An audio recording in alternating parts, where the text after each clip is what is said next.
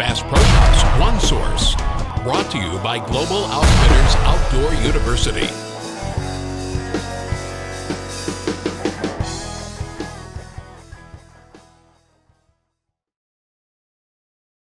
Hi, I'm Kevin Reese with your Go Tip today. We're still talking a little bit about ground blinds. We talked about where to set one up. We talked about where you should sit when you're hunting in a ground blind. We talked about what windows should be open, and today we're going to talk about brushing in a ground blind. I've got my good friends Aaron Cotton Game and Jameson Klopp here. They're going to help me out. I'm still a little sore from the surgery I went through, so they volunteered to help me put this thing together. And Aaron's a great guy to have brushing a blind with you anyway. So let's get started. Let's do it.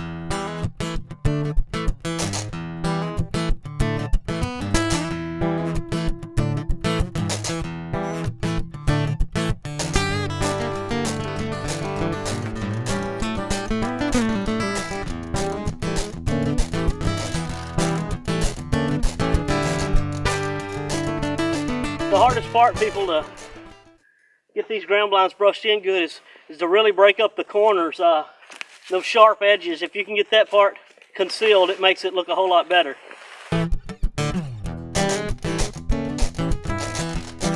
It's also best if you'll just find you some natural foliage from the surroundings around you, the things that the animals are used to seeing, to use for your ground blind to brush it in. Therefore, it'll help them keep from seeing you as well. They're used to seeing those type of vegetation around their surroundings.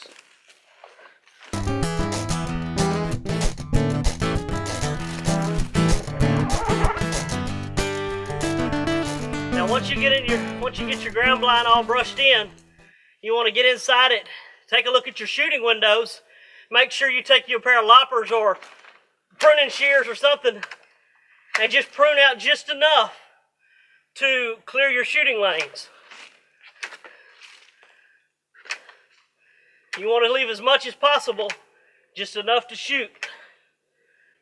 All right, we're done brushing this blind in. I think these two guys did a great job. One of the things I really like is we got some cedar here. For a bow hunter, especially me as a hog hunter, I'm really concerned about my scent, and I like the idea of cedar up here because to me it's a great cover scent. But let me ask you two guys really quickly. What are the two key things that you guys focus in? One from you and maybe one from you, Jameson. Aaron, what is a key factor for you brushing a ground blind? Well, I think the key factor to brushing a ground blind is using the natural foliage that you have in your area. The more natural it looks in your environment, the better off you're going to be. Thanks, brother. What about you, Jameson? I'll tell you what I like to use is when you take some of the stuff around here, you break up some of the dimension of the blind. You take some of the edge off of it, you make it look more three-dimensional where the animals don't see necessarily the hard edges and things like that. It just blends into the background, makes for a great hunt. All right, that's your tip for the day. Get your tips here, hunt anywhere. We'll see you next time.